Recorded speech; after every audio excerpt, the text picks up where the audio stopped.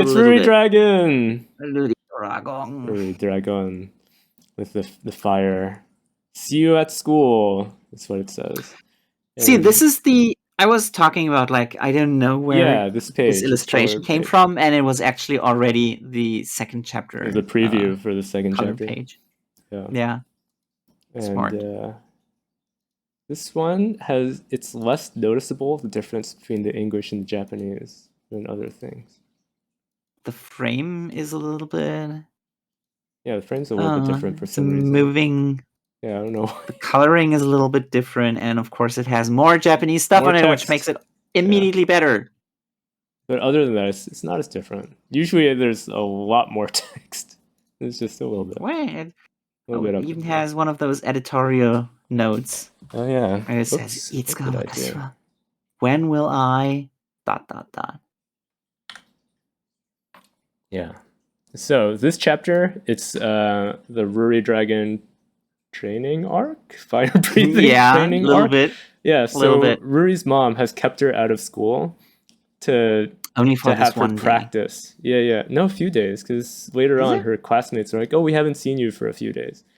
So she keeps her out of school for a few days to practice breathing fire down by the river. And it's not coming out. Yeah, and Ruri, she can't figure it out. And also, there's a little bit of talking about what she talked about with the dad of the mountain. And I had asked before, like last week, I was saying, I assume that the dad has like a dragon man form like Kaido. Yeah. But if he does, it's not his typical form, because the mom is talking to him when he's just full-on dragon form. Yeah, we do see the silhouette. Shadow. And it's nothing like a human. It's huge and dragon-like. Which begs the question, how did they do it? Ruri? Yeah, how is Baby Ruri formed? Exactly. I think the dad was very unhelpful. He was very unhelpful. In the first chapter, he did also tell her that they can have explosive discharges from the bottom as well. Yeah. Which implies that at some point we might see Ruri farting fire. I kind of don't want it, but also doesn't that kind of imply that her like all of her intestines become like really powerful? Yeah, it must be. I don't want to quote the Vaporeon copy pasta, but like there's some of that in there. The what copy pasta? Don't you know that? The Vaporeon copy pasta? No, I don't know it. Where I'll give it to you later. Okay, tell me later. Whoever knows knows. Whoever knows, they know. Because we also we see she actually does it, and it doesn't hurt her. But when this happened, I was like, oh, she breathed fire.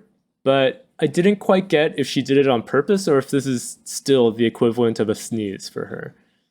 I thought it was triggered by her eating something, because I was under the impression that this was the first day after she had her thing, and the first day when she's skipping class. So that's why it's the first day when she eats something and then she notices, it's coming. Yeah. Because, when she says, oh, it's coming out, then I was like, oh, then she didn't trigger it at will. So she can't really breathe fire at will like a dragon. This is like something that she can tell. Now she can tell it's going to happen, but she still can't really control it, is what I was getting from this. We'll see. You kind of feel that too? Okay, we'll see. Did you notice that her teeth, like her fangs and her pupils, are getting more lizard-like? I thought that they were already like the... In the first chapter, it was a little bit inconsistent. Okay, I thought that they were like that from the beginning. Not always. Sometimes they're round and sometimes they're a little bit more slit-like. And now this time, they're almost consistently... very slit-like, yeah. Yeah. Well, that's fine. It's a good look for her. The sharp teeth and vertical pupils. It completes the look. Yeah, it's a good look. And we see that her grandma also knows about dragons, and so does their doctor. So somehow they have a doctor who knows about dragons. Hybrids. Yeah. But I was disappointed by a lot of things in this chapter because I was expecting more exposition. But every time they do something... I think last time we praised it for how people were more casual than otherwise. This is a little bit too casual. This is too casual, yeah. When they're even going to the grandma and the doctor. They go to the grandma, and the grandma's just like, here's watermelons. Yeah, eat melon. Eat them. Eat the melon. Then they go. And I kind of like, the grandma doesn't tell them anything more, really. I know that like this adds to the fluffy, casual, not serious, and the atmosphere. And yes. I know some people will probably want this, but I think this works better in an anime, where you can have a lot of B footage that has to fill time for when the manga doesn't have all of the stuff, because the manga has more limited space. And this page, this exchange with the grandma is kind of like, it doesn't do anything. It doesn't explain anything. It just shows she has a grandma and she knows. But they could have mentioned that in like one panel. I know. No new the grandma doesn't drops. give her any new information other than that she knew about it. Yeah. That's about it. And then they don't really show much for the doctor's appointment, do they? They're just like, we have a doctor who knows about dragon hybrids. It's kind of like if you maybe had one of your first creative writing classes, something like in elementary school, when you get the task like write a story, and then at least I had this experience where I thought like, okay, so a lot of the times in TV you don't see the people do natural things, so maybe I have to include this in my story. So I was like, then he came home and ate a snack, then he went to the toilet, and then the feedback I got was like, this stuff is unimportant. You don't need it. It's like I forget who pointed out, but I remember seeing about how in older movies you'll much more commonly see shots when people are traveling from location to location. They'll have a shot of like them walking, or a shot of the wheels on their car moving, and that's because in older cinema they assume that viewers would not understand why people just teleported to somewhere else unless it showed how they got there. It showed like to be a quick fair, shot that's how a problem that we still have in Game of Thrones. What's funny season though, 7. I was about to reference that, is that in the old days, because I forget which critic was talking about this, but they were saying in the old days it would be so excessive, because anytime anybody went to a different location, then a lot of old-timey directors felt like they had to put in a shot of them traveling. And then now we have the opposite, where people literally do teleport to different places, where it's like, oh, you are thousands of miles away all of a sudden without any explanation in a world where most people travel by like horse cart. Well, or so how did you get there so fast? Yeah. It's I think the main issue... You got one character who's riding a dragon, and her whole army, who is all walking, gets to the place she's going at the same time. And it doesn't seem like any time has passed, whereas in the first season, it takes like an entire season for people to travel that same difference. That's the main issue, because the season starts off showing people walking long distances. Yeah, and it takes a long time. A lot of stuff happens during those travel times. And then later it just skips all of it. Nothing happened. They were walking for a month and nothing happened. That's the bad.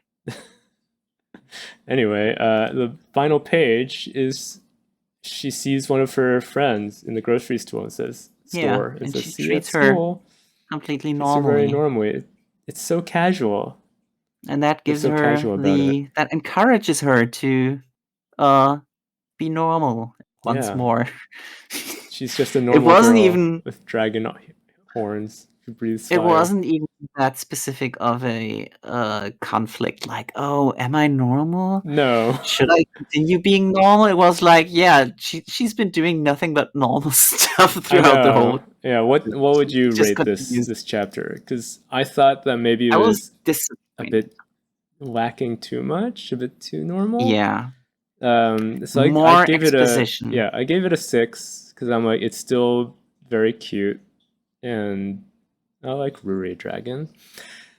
But every single little I guess scene in this, I was just like, I wanted more from that. I didn't get enough information from the mom talking to the dad. We didn't get enough information from the doctor and the grandma, and also just the fact that I was unsure whether the fire, because I know that I'm not always the most attentive of readers. I miss things a lot.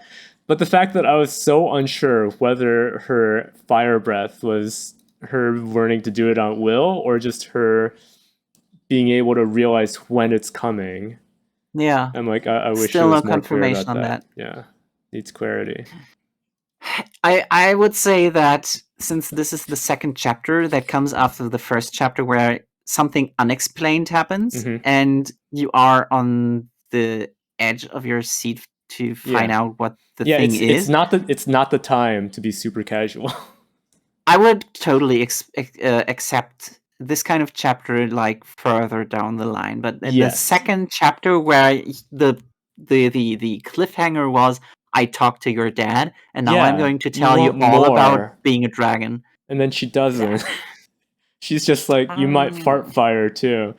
That's the only new information we got. Not enough. But hopefully we get more next week. What was it called in Akane-Banashi? Tenshoku or something? Oh yeah, might get fiery Tenshoku. I forget. Yeah. And then RuriDragon is like, oh, I kind of like that. I kind of like it. The doctor's so yeah, like, 60 points from me as well. I've studied dragons. So I didn't know you liked it.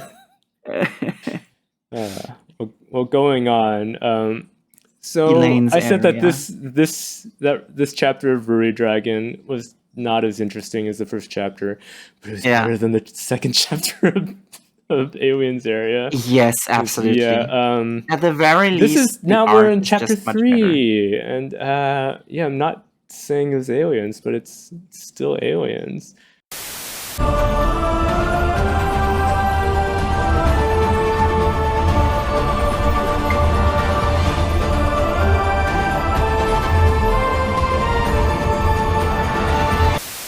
He gets a new house. They just bought him a new condo. It's funny how he likes this kitchen thing unit.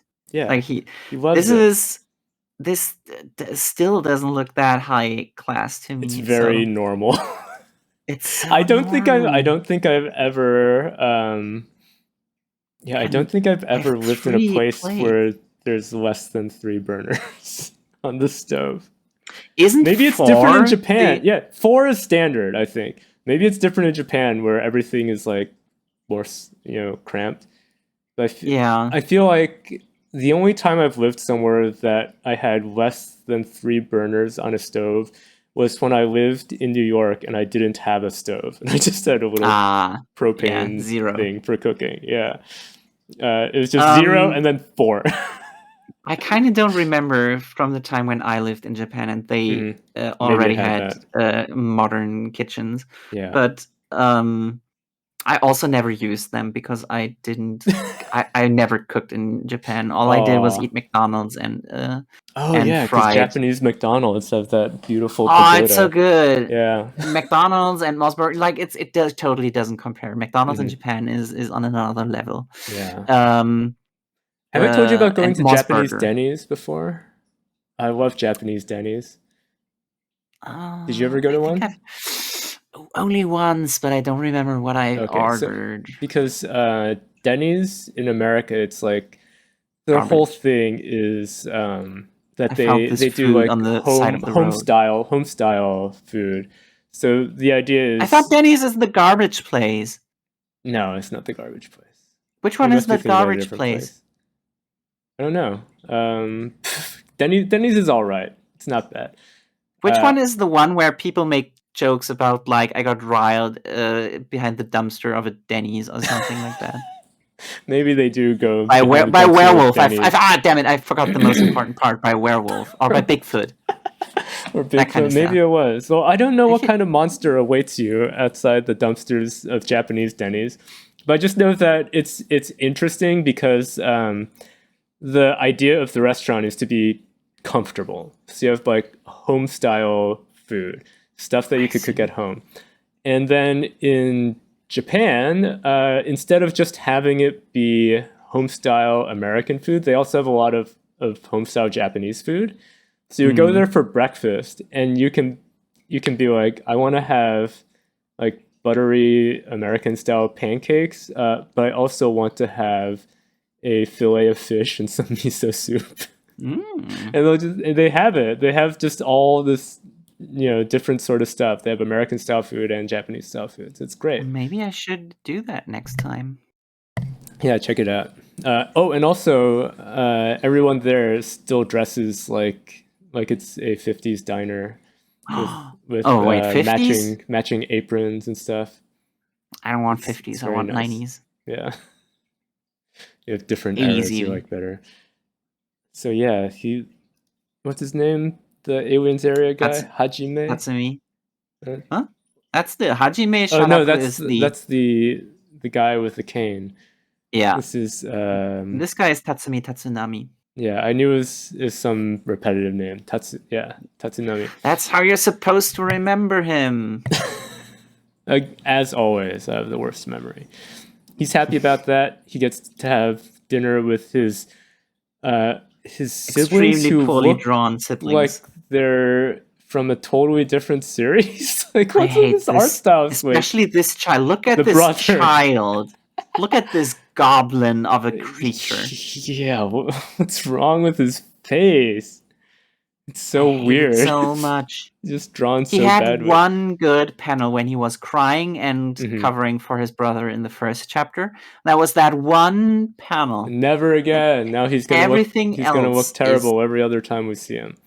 He's like barely above the level of like a smiley face. Like a stick figure with a smiley face. Well, it's like, how sometimes when you add more detail to a drawing, it actually makes it worse? That's what he is to a smiley face. He was just a generic smiley face, and then they thought, let's add some detail to his cheeks and mouth, and it just made it worse. I think the main issue is that he's just a round ball head and always with the buck teeth, always with a really like it's a cartoon hairstyle. Yes. And I can't. It's funny because the sister is also super simplified, but she fine. Still looks kind of more. Yeah, it's all right. I can't help but compare it to the siblings in Demon Slayer, who like when I see the siblings in Demon Slayer, I cry. Characters. Because I always think, oh no, they died, and Tanjiro is sad, and that's really like that. Like it starts because they look raining they look like real characters. They look like real characters, and this isn't the human. This is the alien in Elaine's area. The real alien was with them. It was him all along. And with Tatsumi, so like being all like, oh, I have to do everything for these little goblins. I totally can't relate to this. His whole motivation is falling apart because I don't see his siblings as characters. It's the opposite of Demon Slayer, where the siblings are actually characters. They actually have proper designs. Here, they're worse than background characters. Yes. They're joke background characters that the sister draws when he has no time. This is what Roboco would do in order to make fun of somebody. You're right. Yeah, it is. Can you imagine when it's going to get to the time where Roboco will be making fun of Aliens area? I think Roboco has a pretty good assessment of what's going to survive and what's not, because I'm assuming the author of Roboco has the same talent as Bondo, in that he can always remember Bondo is a everything self-insert to that series. Maybe. And if you do have that, and if you are beyond the age of like 20, let's say, you must have read so much Shonen Jump that like you know what's good and what's not. Yeah, so they can tell. For instance, Gedo, not good. Not good. Demon Slayer, anyway, good. Yeah. Aliens Area, not good. RuriDragon? Good. after enjoying some time with his badly drawn siblings, he goes to the HQ, and it's a much smaller, but it's literally the Men in Black introduction, where they walk into a very nondescript door, and then they find an elevator, and they go, "Whoa! There's a big room down here, and there's all kinds of crazy stuff going on." And it has the kind of like Harry Potter, there shouldn't be a thing between 12 and 13, but it is. And although it kind of, with an elevator, that kind of makes me think of Being John Malkovich, and that's a whole nother weird. Have you watched that movie? Parts of it, yeah. They crazy. Gotta take over John Malkovich's mind. And when he goes in there, everyone just sounds like they're saying Malkovich. Well, when he John goes Malkovich inside himself. When he goes inside his own mind. John Malkovich is basically a Pokemon. Yes. So he says his own name. That's the main sound he makes. But yeah, they get down there, and Sharaku's like, "Oh, you're gonna meet your team. It's time for the roll call." Roll call. And I was looking at this, and I'm like, what the fuck is that alien thing? Yeah, I want to get the introduction of that thing, but they skip it. They introduce the 3 humans, and then they don't talk. Even though it gets a little panel up here, yes, showing its face. They're like, "Oh, it's." So I saw that first. I thought that maybe that was just a big painting behind them. Then I'm like, wait, no, it's showing that thing eating. That's a member of their team. And it's like, no, we're not gonna talk about it. Actually, this is cause. This is actually no. That's an insult to Cos. This does not look as good as Cos. Is a very beautiful woman. Yes, Cos is much more beautiful than this. This is like the guy who fathered the orphan. I get it. Lucky man. Yeah. This is not Cos. And we don't even get to know that thing's name. Wait.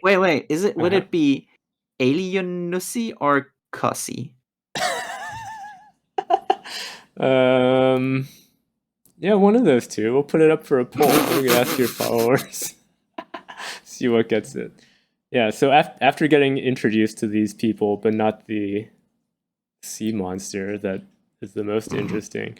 One of them... literal elephant in the room. Yes, that is the elephant in the room. And they're just like, we're not gonna mention that one. We're not even addressing that. Like, what the fuck is that? Yeah. Tatsumi is like... He doesn't ask! Okay, Tatsumi doesn't ask! He should have been like...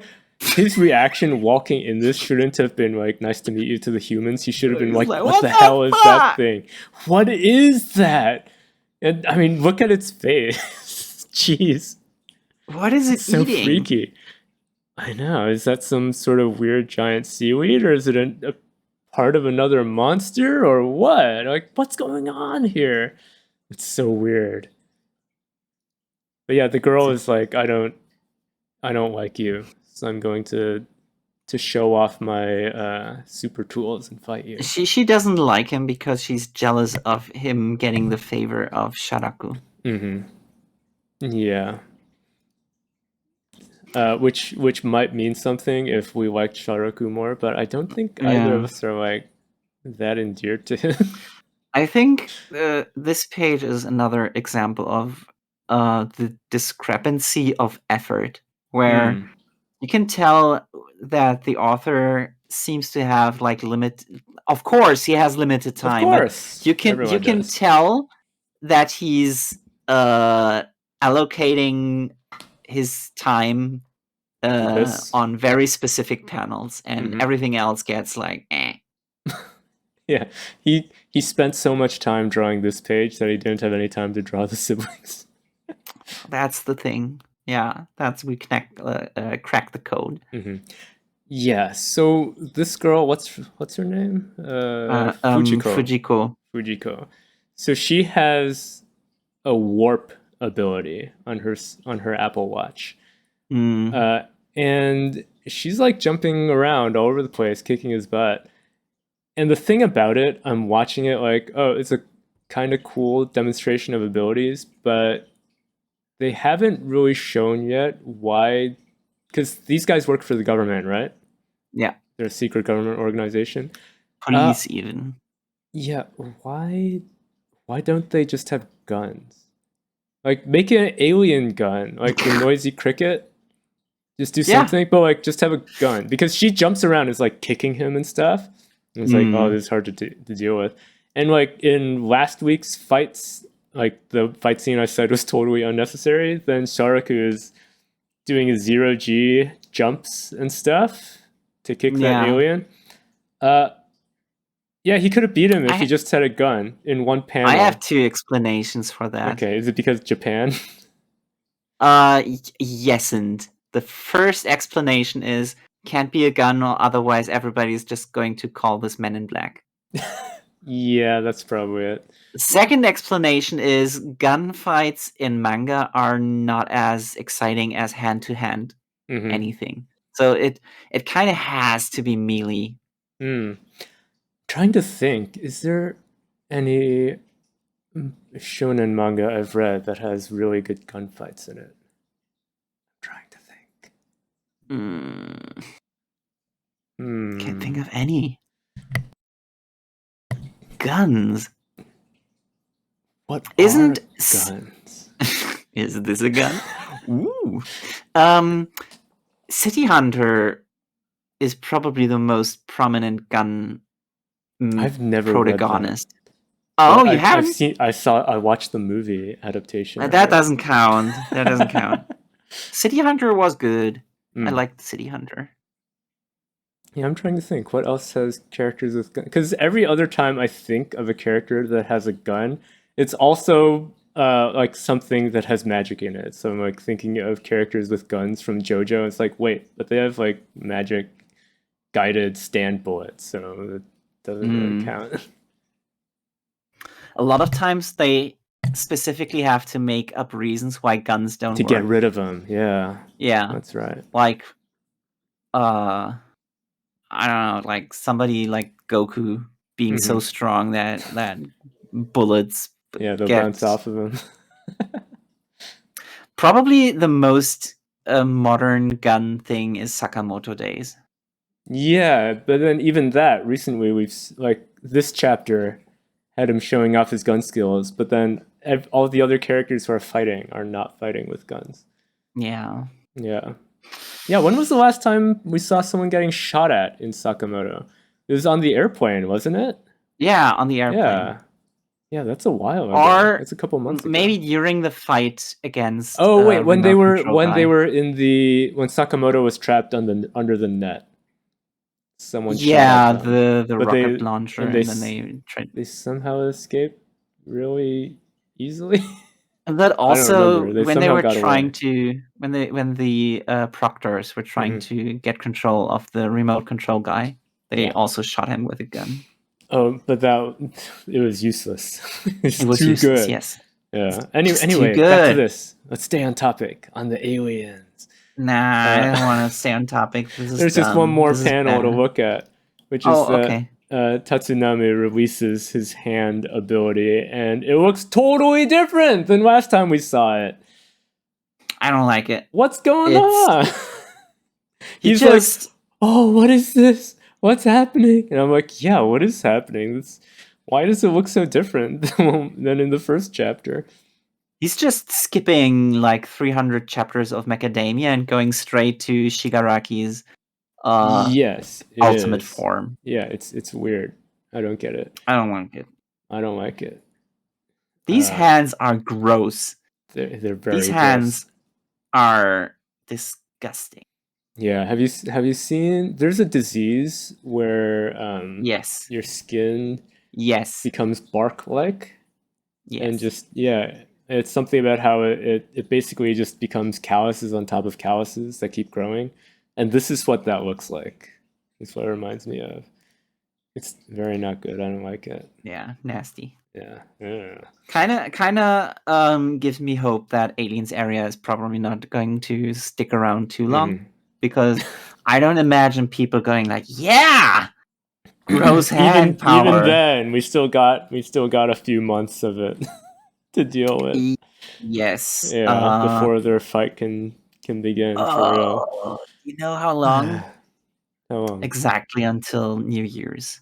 Oh, okay. Well, check back with us on New Year's and see if new series in of Alien Area. New series in issue 1 of 2023. That's a good time for it. Yeah. So how did you rate this one? 54. Okay. I liked it even less. I would say 4 out of 10 because I got excited for this roll call, and then they took away the excitement. They totally undercut it. Wait. Stay on this page. One more. Okay. This roll call. Mm-hmm. Why are they standing around? And why is I can't understand them standing around. Why is the one guy using a computer while standing? What were they doing? Sharaku told them, everyone stand here. And he's like, I still gotta do some work. Bring your computer. That's stupid. They wouldn't be standing. Maybe. in Actually, you know what I bet it is? Thing. You know what I bet it is? I bet that while Fujiko has her special tools on a smartwatch, I bet that guy has his special tools on his laptop. Ah. So when he fights, he's gonna be a laptop wielder. That'll be his fighting style. That's my guess. You heard it here first, everyone. It's a very, very educated guess. I bet you're right. Yeah. But yeah, I felt totally sandbagged by this roll call, not including the weird monster, and I don't like that his hand ability looks so different so quickly. It's strange. It's something that can be whatever he wants it to be. Yeah. We'll see next week. With any new thing that I'm like unsure of, I just think of how Doran was like really bad, but then it has been improving in recent months. Only because of one character. Yeah, because of one character. But yeah, I just didn't like that, and yeah, going on. Maybe one day Roboco will make fun of it. But we'll talk about the current Roboco.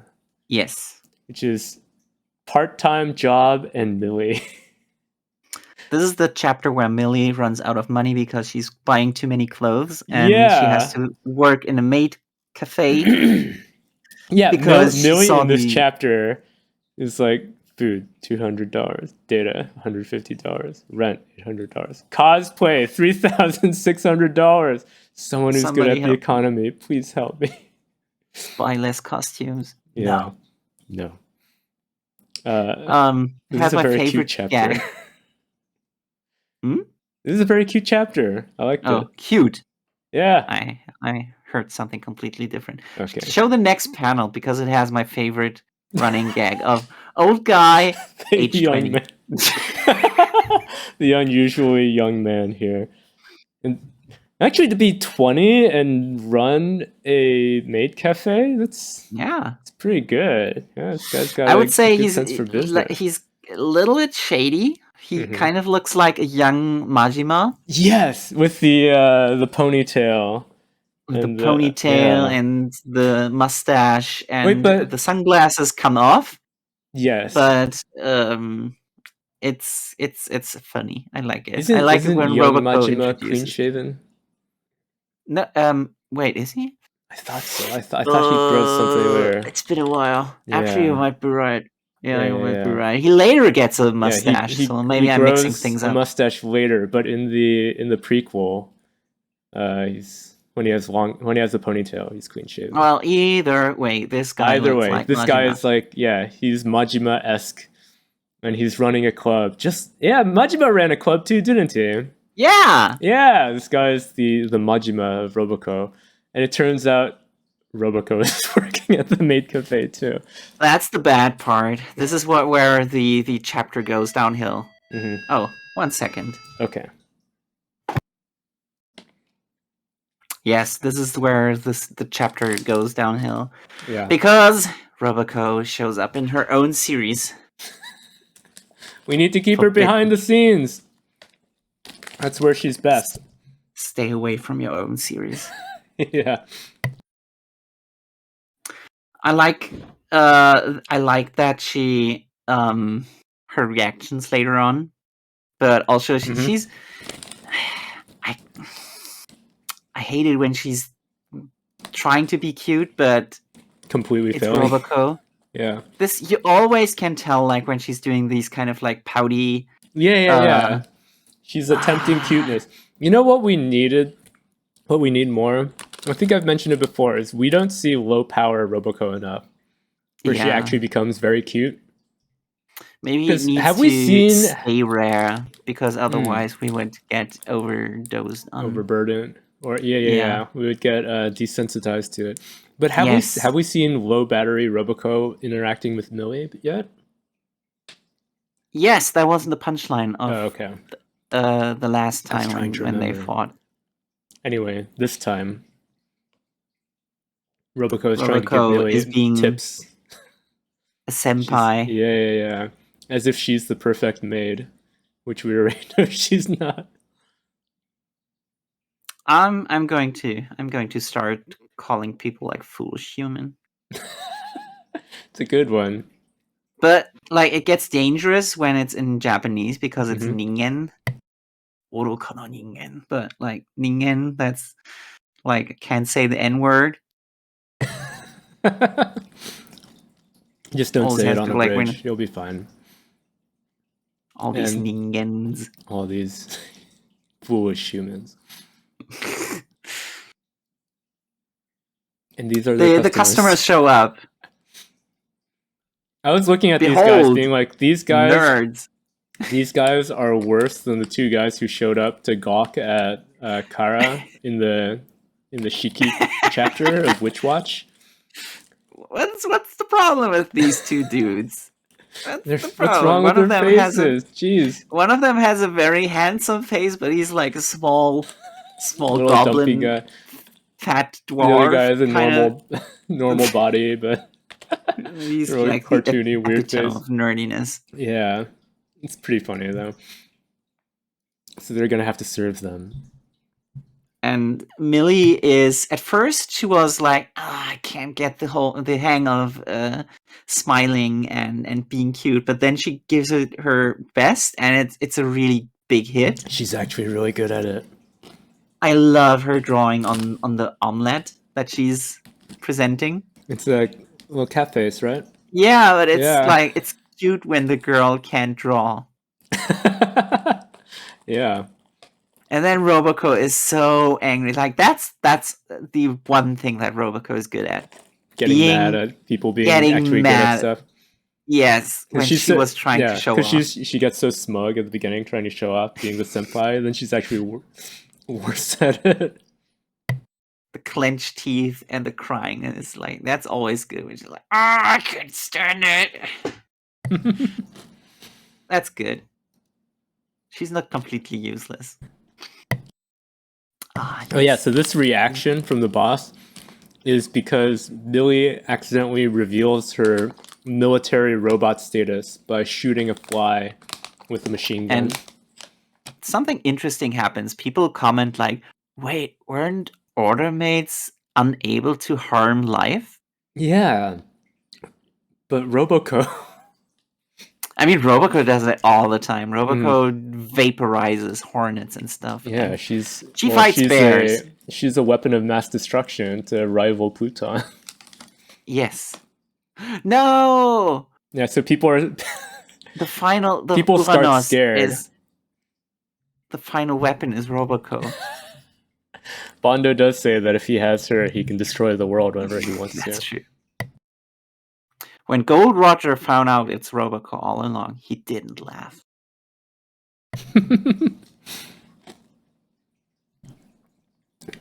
So Bondo was also a customer, and at first Millie was being extremely hostile towards him because she considers him the reason why Roboco isn't a weapon anymore. So he's the one obstacle she has to overcome to get Roboco back on her side. And then Bondo advocates for her. He helps her out to not lose her job because everyone's scared of her at first. She's dangerous. And then he's like, "No, remember when she was nice?" Yeah. And everyone's like, "Huh, he has a point. She was nice until now." Well, doesn't he also point out that she was shooting that as part of customer service? Yes. Because it's to protect people from a fly that she busted out a machine gun to shoot it. I think it's okay to Majima kill flies. Takes off his glasses and shows everyone his beautiful eyes. Yeah. Makes you wonder why he wears them in the first place, because those round shades are so lame. I hated when those 90s cool guy anime dudes the worst is when they're really small too, and they don't Yes, that's the absolute worst. Because then they're not even, because when they're like big and round, I'm like, well, at least they're really functional. They block a lot. Yeah. But when it's the small round ones, it was so prevalent in the 90s. I don't know why. Oh, why? It's not useful and it doesn't look cool. I don't know. Is Trigun one of those shades? Yeah, Vash the Stampede definitely has this kind of shit. Wait, I feel like his might be bigger. A little bit. Yeah. Because this guy's shades are like, I'm not so much against them. Yeah, Vash's are about the same as these guys. But I've seen some characters from the 90s that have like the mini glasses. Yeah. That are small and round shades, and they're just totally useless. And I'm like, why? But anyway, maybe he covers up his eyes because they're so pretty they would distract people from the maids. He's helping him out. Anime guy eating leaf gif. Yes. Yes. Google image search anime guy eating leaf gif. What am I going to discover from this? Oh. Yeah. Those glasses that are too small to be useful. Why does he eat it? Could he just not see properly because of his weird shaped glasses? Who knows? It's a mystery for the ages. The meaning has been lost, but the gift remains. Yeah. So yeah, at the end, because he helped her out, then Millie kind of likes Bondo now, but is also still kind of tsundere to him. Yeah, tsundere's status established. Yes, and Bondo is like, he's happy, but a little bit worried. So he's got like this owl house facial expression at the end. No, he's horny. You think that's what it is? I thought he was like a little bit scared of her still.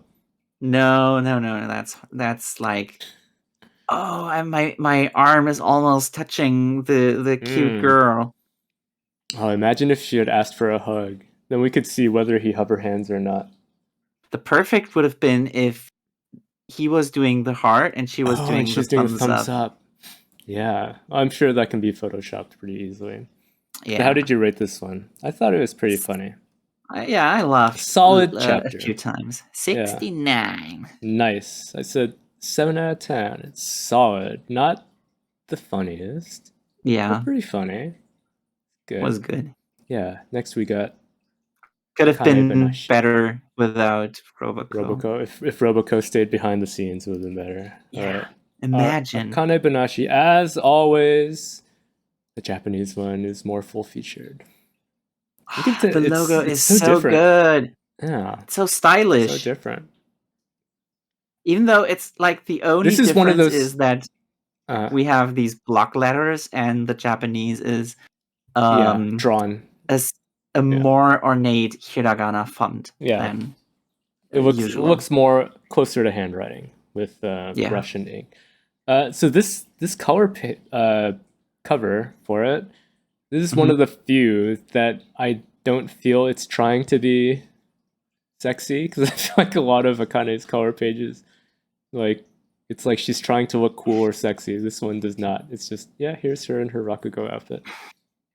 Could have been, imagine if it was more sexy. The series if would she be showed a so bit more popular. of her collarbone, like Jiro did. Yeah, and like maybe loosening. Like, she already has her hand on the belt, but if she was loosening it, like the that would also president. be good. That would have been good.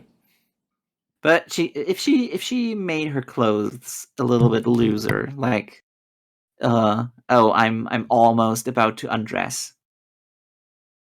That's how I would have. Small changes make a big difference. Made the cover page sexier. Yeah. Anyway, at the beginning of this chapter, we get to see her dad, who's totally not dead. Everybody, he's on a farm. He's fine.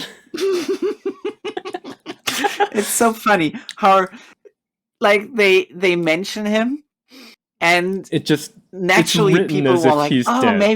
maybe I'll meet him," and she's like, "Oh, no, he's gone. You can't meet him." It's so kind of like when in a sitcom or something, for the pilot episode, they got a big name actor for the father, and then and he can't show up. He's busy with something else for the whole season. That's what it is.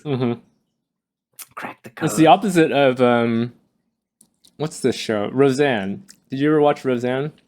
Yes, a lot. In hindsight, I kind of didn't like it.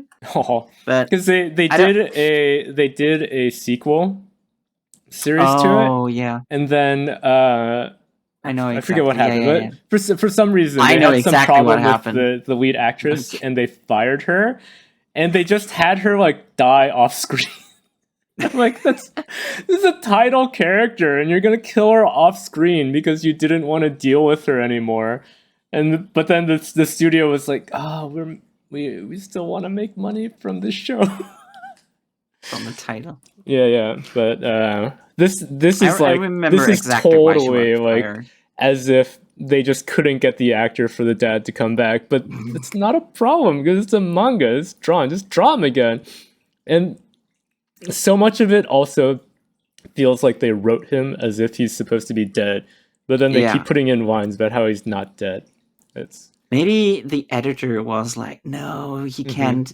Like, maybe he was supposed to commit suicide, and then it got changed in the last minute, and that's why he has to constantly like pretend that he totally didn't die. Oh, he did? Have you seen? There's this movie with Kristen Stewart in it called Underwater. Have you seen that? No, I think that. Oh wait, you've told me a lot about it. Oh yeah, because I was just going to reference in that movie. There's a character who, will often talks to the main character about a relative of his, who is not seen, and then so they're trapped underwater is the premise, and then later in the story he's like going to sacrifice himself, and then the main character's like, oh, but don't you want to get back home? And he reveals that actually his family was dead the whole time. And no, he just was pretending to make her feel better. Ah, I was like, is that what this is going to be? They're going to reveal Akane's dad has been dead the whole time, and she's just pretending that he's not to make everyone feel honestly, better. After us always speculating and making fun of that, I would laugh so hard, even if it's a sad scene. Oh, that's the problem of like speculating. Sometimes you think so hard about something and then it ruins the actual reveal when it comes. Well, that's how the weekly pace goes. Yeah. I picked this page, these 3 panels, to highlight how sometimes Akane-Banashi is like really, really wasting its panel space. Look at what's happening. Don't let the pressure get to you. Thanks. Oh no, have to go back. What kind of exchange? This, like, if you imagine if this exchange had happened in Bakuman, all of this would have played out in one panel. It would have been tightly packed with characters and information. The dialogue would have been a little bit more elaborate than just don't let the pressure get to you. Thanks. And the artwork here is also like not good. I'm like, it's acceptable. It's acceptable, but also like you could do so much better. Why did it have to be this way? Well, I didn't mind it much. It was like, whatever. I'm disappointed when I noticed these kind of... This page is just a setup. What happens next? Which is Akane goes back to get her fan and ends up overhearing the voice actress talking on the phone to her mom. And she has the trope of, oh no, I'm from the sticks and I have a shitty dialect, and I'm doing all my best to sound like a hip and happening city girl, but then I slip up when I talk on the phone in public with my mother. Yeah, with the door open and everything, just chatting away with her normal accent. I don't like this trope. I think dialect is it overplayed? It's overplayed, and it's like, the thing is, until let's say something like 2010, Osaka dialect, Kansai dialect was like still like, ooh, how interesting, how funny, how exotic even. And now it's nothing special. And now it's kind of like played, like nobody's like, oh, you're talking Kansai dialect, that's kind of weird. So now they have to get these really obscure dialects, like she's from Fukuoka, and isn't Fukuoka closer to Tokyo than no, Osaka? It's further. You're thinking of Fukushima. Oh, okay. But that's another, like the Tohoku accent, I think is completely made up. For instance, what's her name? The girl who later takes over in Genshiken has this Tohoku accent, and I think that's so fake. Really? I can't believe, like, it doesn't sound like that's what real people from there would speak like, but who knows? I haven't been in Tohoku. I've been in Hokkaido. No plans to go to Tohoku. Not with that dialect. Anyway. Just because of the dialect? No, but also because there's nothing special. So these two have a little conversation about doing Rakugo. And Akane leaves, and the voice actress is very displeased about her existence. Didn't like it. She hates it. But it does. They do confirm, or actually, maybe that's in the next conversation. But the voice actress really does not like Akane being there, because she thinks that since Akane had, been growing up with Rakugo, she has a natural advantage. Even though you think people looking from outside would think the voice actress has an advantage because of acting. Yes. But she gets mad, and it's kind of, from my view, it's kind of unjustified.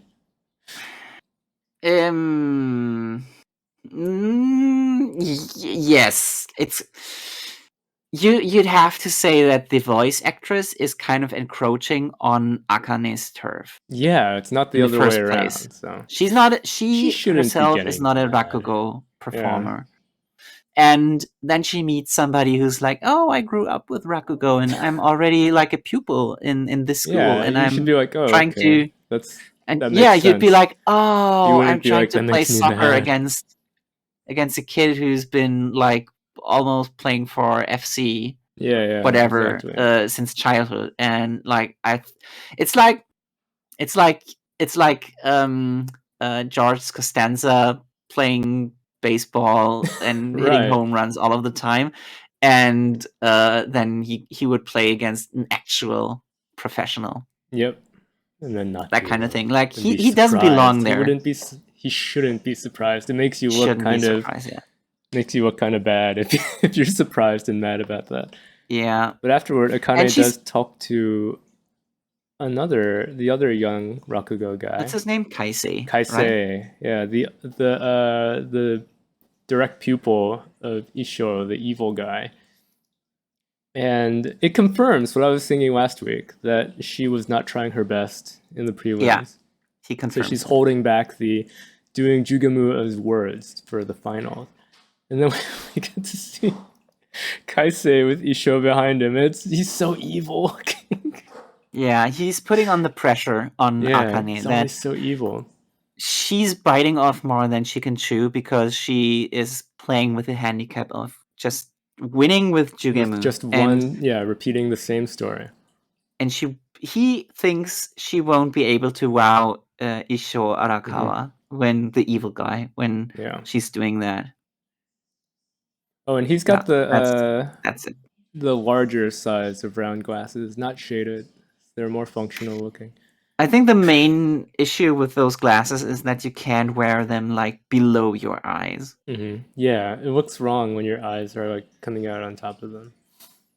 And then the final page, the villain arrives. He shows up. Yeah, and there's like a bunch of people bowing to him as he walks into the place.